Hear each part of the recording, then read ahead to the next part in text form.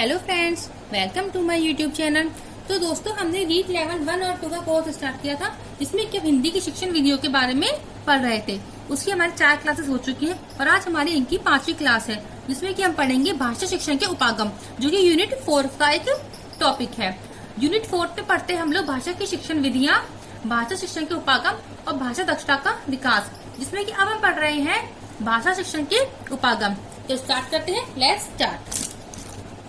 देखिए, भाषा शिक्षण के उपागम, इसे ही हम बोलते हैं हिंदी भाषा शिक्षण की नवीन विधियां। इसमें हमारी पहली विधि है अभिक्रमित अनुदेशन विधि। इसे दिया था सिडनी एल प्रेसे ने। तो देखिए, अभिक्रम का अर्थ होता है क्रम के अनुसार आगे बढ़ना।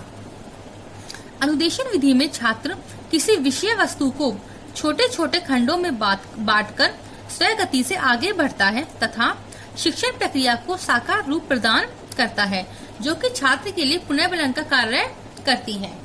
इसमें क्या होता है दोस्तों कि अभिक्रमित अनुदेशन विधि, इसमें क्या होता है, हमें जैसे कि कुछ क्वेश्चंस की सीरीज दी जाती है, क्रम से क्वेश्चन दिए जाते हैं और बच्चा पहले, इसमें अध्यापक की आवश्यकता नहीं होती है, बच्चा स्वयं ही अपने आप ही क्वेश्चन पढ़ता है, उनके आंसर्स देता है।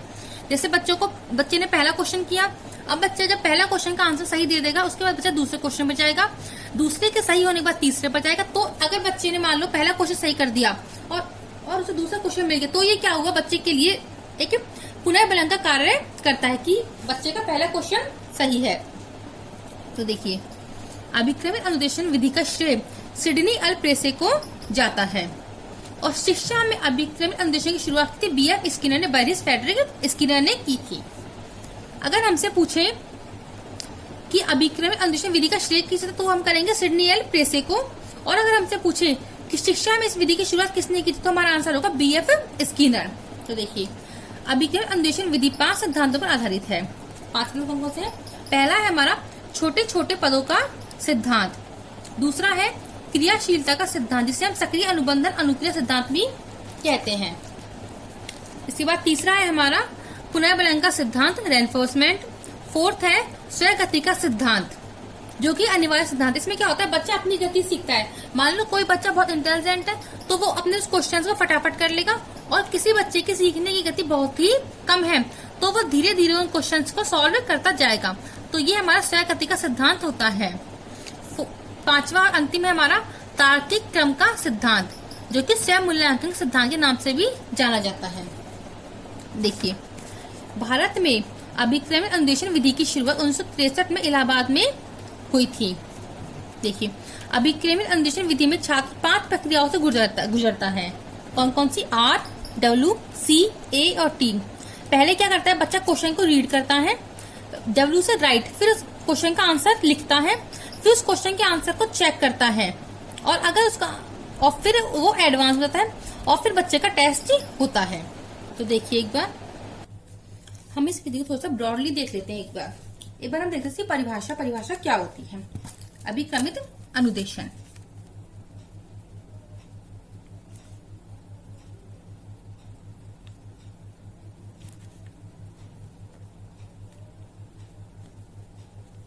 अभिक्रमित अनुदेशन, एक बार हम देख लेते हैं इसकी परिभाषा क्या है, इसे किसने दिया था और इसमें क्या क्या होता है, सबके बारे में देख लेते हैं हम।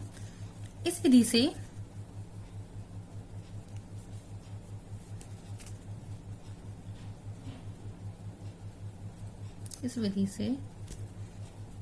तो देखिए, अभिक्रमित अनुदेशन, इस विधि से भाषा में ज्ञानात्मक व क्रियात्मक विकास किया जाता है। क्योंकि अगर हमें बच्चों में भावात्मक विकास करना है, तो उसके लिए हमें अध्यापक की आवश्यकता होती है, और अभिक्रमित अनुदेशन में अध्यापक नहीं होता है, सिर्फ बच्चे ही क्रिया करते हैं। इसलिए इससे सिर्फ हमें ज्ञानात्मक व क्रियात्मक विकास ही बच्चों में किया जा सकता है। इस विधि से भाषा में काफी सफलता प्राप्त की जा सकती है, क्योंकि जनसंख्या व ज्ञान की तीव्र गति से विकास के कारण प्रत्येक छात्र पर शिक्षक ध्यान देने में स्वयं को असमर्थ पाता है। ऐसी परिस्थिति में अभिक्रमित अनुदेशन एक सफल विधि रही है, क्योंकि इसमें छात्र स्वयं ज्ञान अर्जित करते हैं। देखिए, क्योंकि आजकल जनसंख्या इतनी ज्यादा बढ़ रही है कि टीचर होता है वो हर बच्चे पर ध्यान नहीं दे सकता है, इसलिए जो अभिकरण अनुदेशन विधि है इसमें ये होता है कि हर बच्चे के सामने एक एक उपकरण रख दिया जाता है और बच्चा उस पर अपनी गति से प्रश्नों को हल करते हुए आगे बढ़ता है। इसलिए इसमें अध्यापक की आवश्यकता नहीं होती है, जिसके कारण से बच्चे स्वयं ही सीखते हैं, अधिगम करते हैं। और शिक्षा में इसकी शुरुआत की थी बीएफ स्किनर ने। इसके 5 सिद्धांतों के बारे में हम पढ़ ही चुके हैं, जो कि है छोटे छोटे पदों का सिद्धांत, क्रियाशीलता का सिद्धांत, पुनर्बलन का सिद्धांत, स्वगति का सिद्धांत और तार्किक क्रम का सिद्धांत। अब देखिए, अब हम पढ़ते हैं अभिकरण अनुदेशन के प्रकार। इसके कितने प्रकार होते हैं तो देखिए,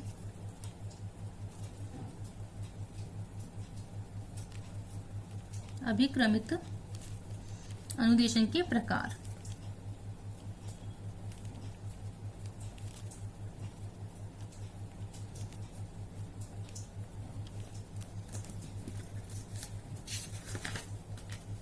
अगर हम मुख्य रूप से देखें तो इसके हम 3 प्रकार मानते हैं और गौण रूप में इसके हम 5 प्रकार मानते हैं। तो एक बार हम इसके मुख्य मुख्य लिख लेते हैं। देखिए, मुख्य में इसका पहला प्रकार है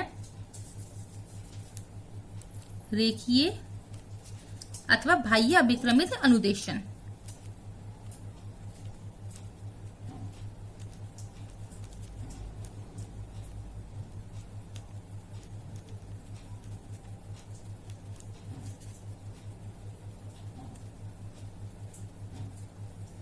विश्लेषण में इनका भी करेंगे, पहले में इनके नाम लिख लेते हैं एक बार। दूसरा है इसका शाखीय अथवा आंतरिक।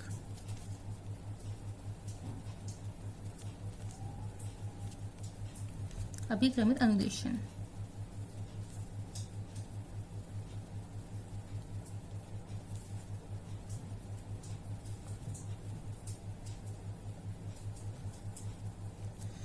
तीसरा प्रकार है इसका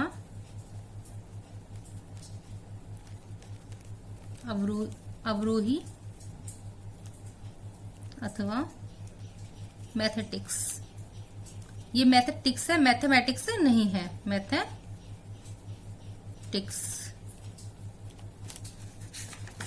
और अगर हम इसे गौण रूप में 2 और देखते हैं तो उन दोनों का नाम है, फोर्थ है इसमें हमारा स्वनिर्देशित अभिक्रमित अनुदेशन।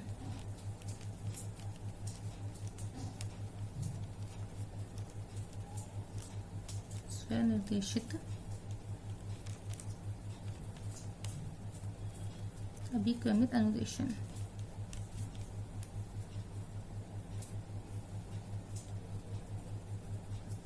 तो इसका 5वां और अंतिम प्रकार है कंप्यूटर सहाय अभिक्रमित अनुदेशन।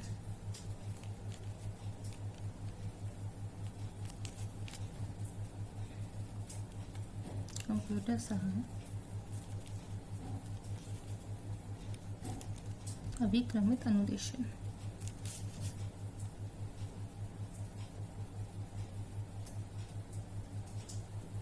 तो एक एक के बारे में पढ़ते हैं। पहले पढ़ते हैं हम रेखीय अथवा बाह्य अभिक्रमित अनुदेशन के बारे में। इसके बारे में तो देखिए, पहला है हमारा, इसे हम ओनली रेखीय लिख लेते हैं, ऊपर हम इसे दोनों लिख सके हैं। रेखीय अभिक्रमित अनुदेशन।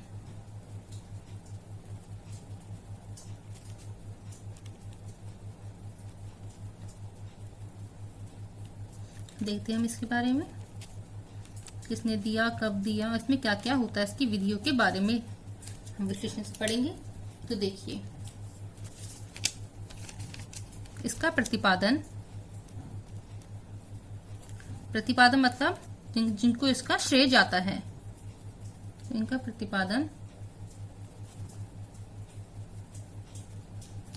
हार्वर्ड विश्वविद्यालय, जो कि कहां पर है, अमेरिका में है। हार्वर्ड यूनिवर्सिटी बोल सकते हैं हम इसे, हार्वर्ड विश्वविद्यालय अमेरिका में है, के प्रोफेसर बीएफ स्किनर ने किया।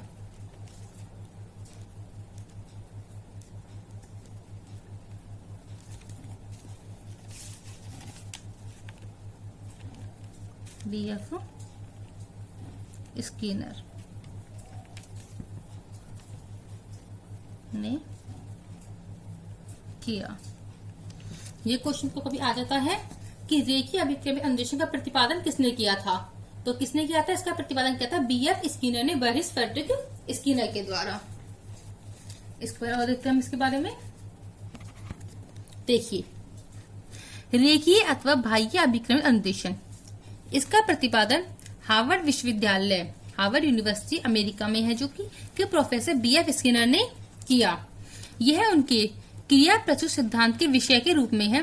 क्रिया प्रचुर सिद्धांत जो कि हम अधिगम में पढ़ेंगे, अधिगम के सिद्धांतों में से एक नियम है स्किनर का क्रिया प्रचुर अधिगम का सिद्धांत। इसके बारे में आगे पढ़ेंगे हम अभी। तो देखिए, इस अधिगम में प्रत्येक विद्यार्थी को समान रूप से गुजरना पड़ता है, चाहे वह सामान्य बुद्धि हो, मंद बुद्धि अथवा तीव्र बुद्धि ही क्यों ना हो। मतलब इसमें किसी भी बुद्धि वर्ग का छात्र हो, उसे एक समान प्रक्रिया से गुजरना पड़ता है। इस अभिक्रम में बाह्य क्रियाओं का बाहुल्य होता है, इसलिए इसे बाह्य अभिक्रम भी कहते हैं। एक बार से कार्यविधि देखते हैं हम। देखिए कार्यविधि क्या है इसकी, विषय वस्तु का एक छोटा सा अंश एक बार में प्रस्तुत किया जाता है। शिक्षार्थी एक समय में एक अनुक्रिया करता है, उसकी अनुक्रिया से उत्तर स्वयं निर्मित होता है। शिक्षार्थी अपनी अनुक्रिया का मिलान सही उत्तर से करता है। सही उत्तर आने पर आगे उसे क्या करना इस संबंध में निर्देश दिया जाता है। देखिए इसमें क्या होता है, जैसे बच्चे को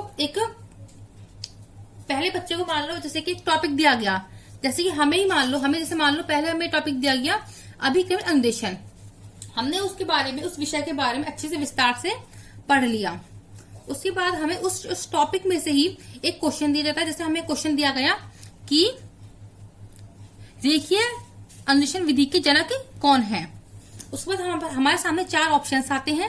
उन 4 ऑप्शंस में से हम एक ऑप्शन को चुनते हैं, और अगर हमारा आंसर सही होता है तो हमें नेक्स्ट क्वेश्चन मिलता है। मतलब कि सही उत्तर आने पर आगे उसे क्या करना इस संबंध में निर्देश दिए जाते हैं। तो ये होता है रेखीय अथवा बाह्य अभिक्रमित अनुदेशन। अब इसकी विशेषता क्या है, विशेषता ये है कि छोटे छोटे पदों द्वारा सीखने की प्रक्रिया में गलतियां कम होती है। क्योंकि इसमें क्या होता है, एक छोटा सा टॉपिक बच्चे को एक बार में पढ़ने के लिए दिया जाता है, और उसके बाद बच्चा उस टॉपिक से संबंधित क्वेश्चंस को सॉल्व करता है।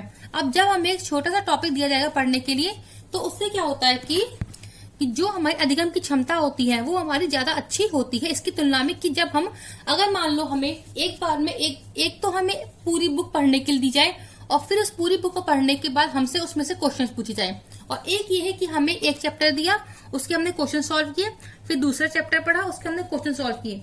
तो इसमें हमें ज्यादा इजी क्या होता है कि हम पहले एक एक चैप्टर को पढ़े, उनके क्वेश्चंस को सॉल्व करें। तो ऐसा इसमें होता है कि छोटे छोटे पदों द्वारा सीखने की प्रक्रिया में गलतियां कम होती है, और बच्चा उस विषय का अच्छे से अधिगम कर पाता है। दूसरा क्या है, अध्ययन की विषय वस्तु पूर्ण रूप में निर्देशित व क्रमबद्ध होती है।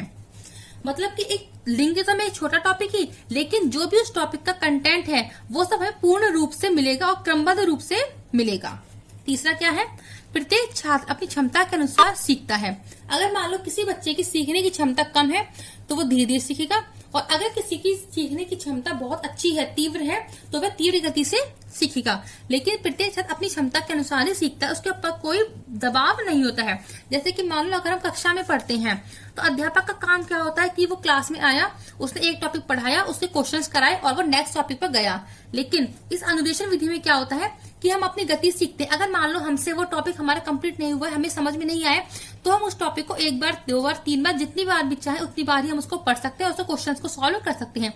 लेकिन अगर हम क्लास में देखें जहाँ पे फिजिकली टीचर उपस्थित है, तो वहां पर हम इस काम को नहीं कर सकते हैं, क्योंकि हमें वहां पर कक्षा के साथ में चलना पड़ता है, क्योंकि उसमें सामान्य, मंद और तीव्र सभी प्रकार के बच्चे होते हैं। तो इस वजह से न तो टीचर के लिए और न ही बच्चे के लिए चीज पॉसिबल होती है कि जब तक कि उससे वो टॉपिक समझना है तब तक कि टीचर बार बार उस टॉपिक का रिपीट करा दे। इसलिए अभिक्रम अनुदेशन विधि मंद बुद्धि बच्चों के लिए बहुत ही ज्यादा लाभप्रद होती है। फोर्थ है हमारा, छात्र उत्तर देने के बाद शीघ्र उत्तर की जांच करता है, सही होने पर पुनर्विवरण प्राप्त करता है, गलत होने पर गलती का कारण ज्ञात करता है। इसमें क्या होता है, जैसे कि मान लो हमसे क्वेश्चन पूछा कि रेखीय अभिक्रम अनुदेशन विधि के जनक कौन है, उसमें हमें 4 ऑप्शंस दिए। अगर हमने सही ऑप्शन लिया है तब तो हमें सेकंड क्वेश्चन पर, नेक्स्ट क्वेश्चन पर जाने का मौका मिलेगा। लेकिन अगर हमारा आंसर गलत है तो हमें जो वो एक उपकरण है, वो हमें उस टॉपिक पर वापस पहुंचा देता है कि हमारा जो क्वेश्चन है उसका गलत आंसर क्यों है। फिर हम उसके बारे में पढ़ते हैं और फिर हम वापस से क्वेश्चंस पर आकर उसका सही आंसर टिक करते हैं। तो अगर हम एक क्वेश्चन को करने के बाद नेक्स्ट क्वेश्चन में पहुंच गए तो हमें उसमें सकारात्मक पुनरावलोकन प्राप्त होता है, और अगर गलत हुआ तो हम वापस उस टॉपिक को पढ़कर उसके बाद हम उस क्वेश्चन का दोबारा से आंसर देते हैं। और देखिए, छात्र स्वयं उत्तरों का निर्माण करता है और सीखता है इसका। बिना शिक्षक की उपस्थिति में छात्र सीख सकता है, क्योंकि इसमें शिक्षक की उपस्थिति अनिवार्य नहीं होती है, इसमें सिर्फ छात्र की और जो उपकरण होता है उसकी ही अनिवार्यता होती है। शिक्षक कक्षा में हो या ना हो उस चीज से कोई फर्क नहीं पड़ता है। अब सेकंड है हमारा शाखीय या आंतरिक अभिक्रमित अनुदेशन, और पहले पढ़ा था हमने रेखीय अथवा बाह्य अभिक्रमित अनुदेशन। तो देखिए शाखीय में क्या होता है, इसके जनक है नॉर्मन ए क्राउडर। 1960 में शाखीय अभिक्रम का विकास किया था, और हमारे रेखीय के थे हमारे बीएफ स्किनर, और शाखीय के है नॉर्मन ए क्राउडर 1960 में। शाखीय अभिक्रम में छात्रों की कमजोरियां, कठिनाइयों, गलतियों को ध्यान में रखकर पदों का निर्माण किया जाता है।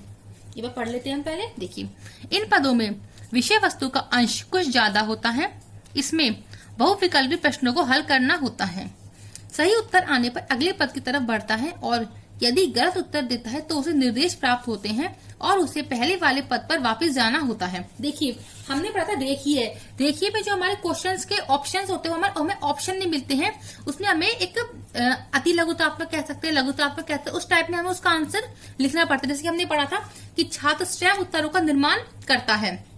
जैसे कि कह सकते हैं हमारा क्वेश्चन आया कि शाखीय अभिक्रम अनुदेशन के जनक कौन है, तो इसमें हमारे पास ऑप्शंस नहीं आएंगे, हमें सीधा इसका उत्तर लिखना पड़ेगा कि इसके जनक नॉर्मन ए क्राउडर हैं। तो ये होता है हमारा रेखीय में। और शाखीय में क्या होता है, हमसे पूछा कि शाखीय अनुदेशन विधि के जनक कौन है, उसमें हमें 4 ऑप्शन देंगे और हमें उन 4 ऑप्शंस में से किसी भी एक ऑप्शन को चुनना पड़ता है। तो ये है, अगर हमसे इन दोनों में डिफरेंस पूछे, अंतर पूछे, तो ये हमारा एक मुख्य अंतर हो सकता है। तो देखिए क्या होता है इसमें, इन पदों में विषय वस्तु का अंश कुछ ज्यादा होता है, इसमें बहुविकल्पी प्रश्नों को हल करना होता है, ये हम पढ़ चुके हैं। तो इसमें क्या होता है, देखिए इसमें क्या होता है कि जैसे बच्चे को कोई कंटेंट पढ़ने के लिए दिया गया, एक विषय वस्तु पढ़ने के लिए दी गई, बच्चा उस विषय वस्तु को अच्छे से पढ़ लेता है, उसका समझ लेता है, अधिगम कर लेता है, उसके बाद फिर वो क्वेश्चंस पर आता है और फिर वो क्वेश्चंस करता है। अब मान लो उसने सही क्वेश्चन का आंसर, अगर उसने क्वेश्चन का आंसर सही दिया जब तो वो अगले क्वेश्चन पे पहुंच जाएगा, लेकिन अगर वो क्वेश्चन का आंसर गलत देता है तो उसे वापस उस कंटेंट को पढ़ना होता है और फिर दोबारा से वो क्वेश्चंस पर आकर दोबारा आंसर देता है, और फिर भी अगर वो गलत आंसर देता है तो दोबारा से वो कंटेंट पर जाता है, उसे पढ़ता है और फिर वो सही आंसर देता है। तो जब तक बच्चा सही विकल्प का चयन नहीं करता है तब तक उसे अगले प्रश्न पर जाने का मौका नहीं मिलता है। ये होता है हमारा शाखीय अभिक्रम अनुदेशन विधि। इसकी विशेषता क्या क्या है, रेखीय की अपेक्षा शिक्षण सामग्री अधिक होती है, इसी कारण से जो रेखीय है ये तो होती है हमारे सामान्य स्तर के विद्यार्थियों के लिए, और जो शाखीय है वो होती है हमारी कुशाग्र बुद्धि के विद्यार्थियों के लिए, बालकों के लिए। और क्या होता है, प्रत्येक छात्र को अपनी क्षमता के अनुसार अंतिम व्यवहार तक पहुंचने की छूट होती है। मतलब कि ऐसा नहीं है कि अगर मान लो किसी बच्चे ने एक आंसर, पहले क्वेश्चन का आंसर गलत किया तो उसे अगले क्वेश्चन में जाने का मौका नहीं मिलेगा, उसे 2 या 3 या 4 चांस दी जाती है, और जब तक कि वो सही क्वेश्चन का सही विकल्प का चयन नहीं कर लेगा, उसके मतलब कि सही विकल्प का चयन करने के तुरंत बाद ही उसे अगले क्वेश्चन पर जाने का मौका मिल जाता है। तो इसमें क्या होता है, प्रत्येक छात्र क्षमता के अनुसार, अब मान लो किसी बच्चे की क्षमता कितनी है कितनी नहीं है, उसके लिए हम क्षमता के अनुसार ही बच्चा अपने अंतिम क्वेश्चन पर मतलब कि अंतिम व्यवहार तक पहुंचने की छूट होती है। गलत उत्तर आने पर उपचारात्मक शिक्षण दिए जाते हैं। इसके बाद उपचारात्मक शिक्षण, जिसके बारे में शायद आपने थोड़ा बहुत तो एसटीसी बीएड में पढ़ा होगा, और बाकी की हम इस टॉपिक के बारे में विस्तार से अगली कक्षा में वर्णन करेंगे। और तो इसमें क्या होता है, उपचारात्मक शिक्षण वैसे हम शॉर्ट में लिख लेते हैं। इसमें क्या होता है कि जैसे कि मान लो बच्चे को कोई टॉपिक में कोई मतलब प्रॉब्लम है, उसे वो टॉपिक समझ नहीं आ रहा है, जैसे कि हम बोलते हैं रेमेडी क्लासेस, तो वही होते हैं उपचारात्मक शिक्षण। इसमें क्या होता है कि जिस बच्चे को, जैसे कि हम मान लो हमारे क्लास में 50 बच्चों की क्लास है, उसमें से हमारे 10 बच्चे ऐसे जिन्हें की हिंदी में कुछ ना कुछ कठिनाइयां आती हैं, उनके मार्क्स कम आते हैं, तो हम उन बच्चों को क्लास से एक्स्ट्रा टाइम में कुछ टाइम के लिए आधे घंटे 1 घंटे के अलग से पढ़ाते हैं, और जो जो उन्हें कठिनाइयां आती हैं उन कठिनाइयों का हम निवारण करते हैं। तो इसलिए यही होता है कि जैसे मान लो बच्चे ने किसी क्वेश्चन का आंसर गलत लिया तो उसके बाद उसे दोबारा से उस कंटेंट को पढ़ना होता है, जो कि उसका उपचार शिक्षण कहलाता है। और जब उपचार बच्चे हो जाता है फिर दोबारा से बच्चे को क्वेश्चन के लिए दिया जाता है, और अगर बच्चा फिर भी क्वेश्चन का आंसर सही नहीं करता है तो उसे दोबारा से उसको उपचार शिक्षण दिया जाता है और दोबारा से वो कंटेंट को पढ़ता है और उसके बाद फिर वो सही विकल्प का चयन करता है। ये होता है हमारा उपचारात्मक शिक्षण। अगला है हमारा तुरंत छात्र उत्तर का मिलान करता है, जिसे तुरंत ही पुनर्बलन प्राप्त होता है। इसकी सबसे बड़ी पॉजिटिविटी ये होती है कि बच्चे को तुरंत ही उसका सही आंसर है गलत आंसर पता चल जाता है, जिससे कि बच्चे को तुरंत ही सकारात्मक या नकारात्मक पुनर्बलन मिलता है, जिससे कि बच्चे का आत्मविश्वास भी बढ़ता है। अगला क्या है हमारा, छात्र की अनुक्रिया गलत होने पर उसे भूल सुधार बताया जाता है और छात्र तब तक अगले फ्रेम पर नहीं पहुंचता जब तक कि पिछले फ्रेम का उत्तर नहीं देता है, जो कि मैं आपको पहले बता चुकी हूँ कि इसमें यही होता है कि अगर बच्चे ने गलत विकल्प का चयन किया है तो उसे दोबारा से उस कंटेंट पर भेजा जाता है, उस कंटेंट को पढ़ने के लिए कहा जाता है और पढ़ने के बाद विद्यार्थी या छात्र दोबारा से किसी न किसी विकल्प का चयन करता है और फिर जब विकल्प उसका सही आ जाता है उसके बाद ही उसे अगले क्वेश्चन पर भेजा जाता है या फिर अगले फ्रेम पर भेजा जाता है। इन्हें हम फ्रेम के रूप में भी कह सकते हैं, जो हमारे प्रश्न होते हैं उन्हें। अब तीसरा प्रकार है हमारा अवरोही अभिक्रमित अनुदेशन। इसके जनक है हमारे गिलबर्ट, थॉमस एफ गिलबर्ट।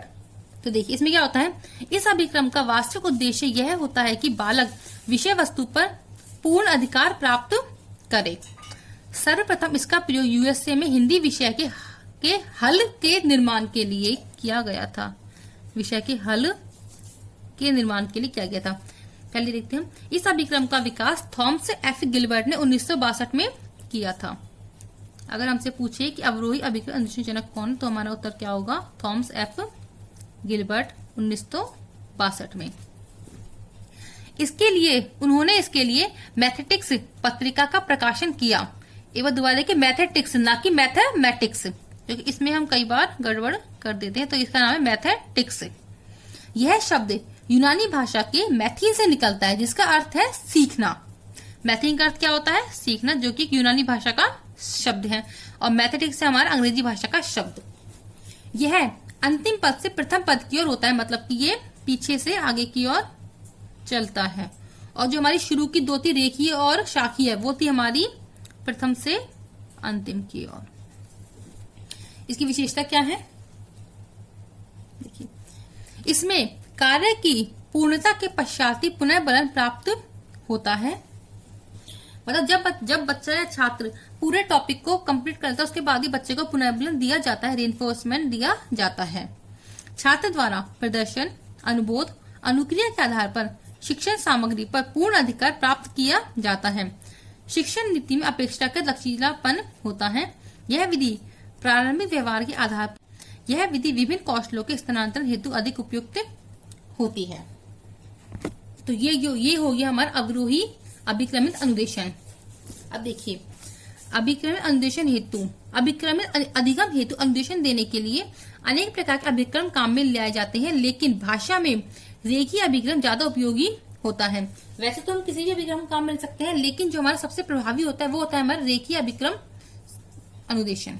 अब देखिए अब हमारा कंप्यूटर सहाय आधारित अभिक्रम।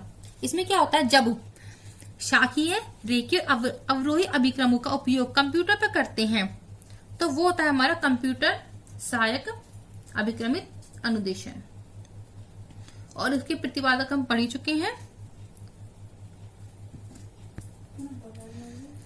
लॉरेंस स्टूलारो व डैनियल डेविस। ये है हमारे कंप्यूटर आधारित अभिक्रम के जनक। तो इस तरीके से दोस्तों आज हमारी ये अभिक्रम अनुदेशन विधि कंप्लीट हो गई है, और कल हम पढ़ेंगे इसकी अन्य विधियों के बारे में। तो आज के लिए बस इतना ही। तो दोस्तों अगर आपको हमारी वीडियो पसंद आई है तो इसे लाइक कीजिए, ज्यादा से ज्यादा अपने दोस्तों से शेयर कीजिए, और अगर आपको कोई भी डाउट है तो कमेंट सेक्शन में अपना डाउट जरूर लिखिए, और ऐसे ही बने रहिए हमारे साथ, और हमारे चैनल को सब्सक्राइब करना ना भूलें, और अपने दोस्तों से भी कहिए कि हमारे चैनल को सब्सक्राइब जरूर से जरूर करें। धन्यवाद दोस्तों।